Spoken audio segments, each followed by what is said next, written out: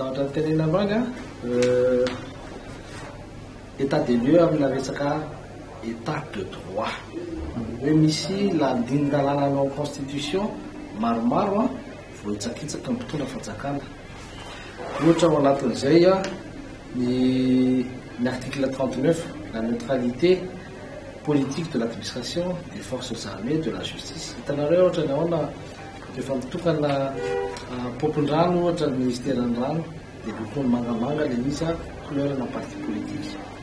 Nefa ny filohan'ny république any amin'ny discours tamin'ny fianianany dia teva je veux pas être un chef un président des partis ozy izy maninona lokony mangamanga ohatra zay tamin'ny Majunga misy stade couvert sa ino moa izy ty stade lokona mangamanga dia tokana tsy mety zany zay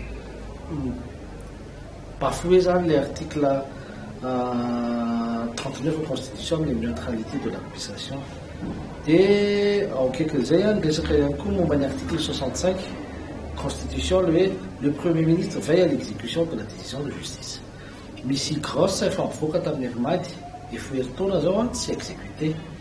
Resaka foana moa ny olona hoe iza tokony andaikitra amin'izany dia io zany article 65 miteny fa hoe le premier ministre veille à l'exécution de la décision de justice. Anjara ny manatanteraka zany bao satria fa manana force exécutoire io zavatra io dia mba ho tanteraka ara-dalàna ka force ny manao an'io. Kaikin'izay momba ny article 65 ty misy didy condamné any manokana varomanana rendu par défaut. Nefa ny efa tamin'ny octobre 2014 président varomanana tonga teto maninona tsy notifié anamy satria lalàna dia miteny fa raha ohatra misy jugement rendu par défaut dia tsy maintsy signifié aminy le izy. Amin'izao fotoana zao raha ilatsaky président varomanana dia afaka hiteny hoe sakay tsy condamné izy par une décision de justice définitive satria pour la par défaut io mbola susceptible de pourvoi de recours. Donc anjaran'ny fanjakana zany hoe zany miteny hoe miresy kombakomba amin'ny varomanana avy eo mitondra fanjakana tsy misignifié ny didy io zany hoe lasa tsy didy raikitra zany ny didy condamné any président makara varomanana. Io koa tsika resaka tamin'ny article 116 ny décision numéro 24 HCC zany du 12 juin 2015 dia miteny fa hoe ny asan'ny HCC tamin'iny dia manao régulation des institutions. Nefa ny misy andinin-dalàna ao amin'ny 116 article 116 constitution dia miteny hoe reto avy ny andraikitry notre cour constitutionnel zany hoe mijery ny constitutionnalité des lois sy ny traité sy mijery ny fifidianana président de la république sy ny législatif fa tsy miteny mihitsy izy manao régulation des institutions. Donc na filohan'ny république na ny gouvernement na ny HCC zany dia mandika lalàna ara constitution mihitsy midikana fa tsy hoe loi organique fotsiny.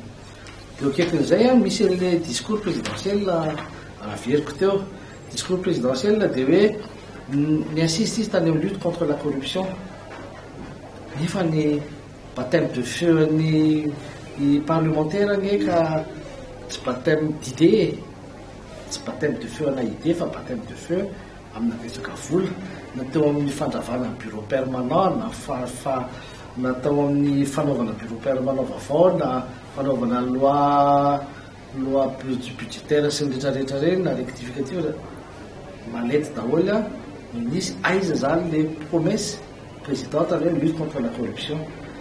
Dia nagataka zany izay teo hoe amin'ny chef suprême de la magistrature anao amin'ny chef suprême de l'armée anao mangataka izay nefa tsy hiteny hoe mitsabatsabaka andanatana mpitsarana mangataka izay hoe foany io pour la paix de Madagascar.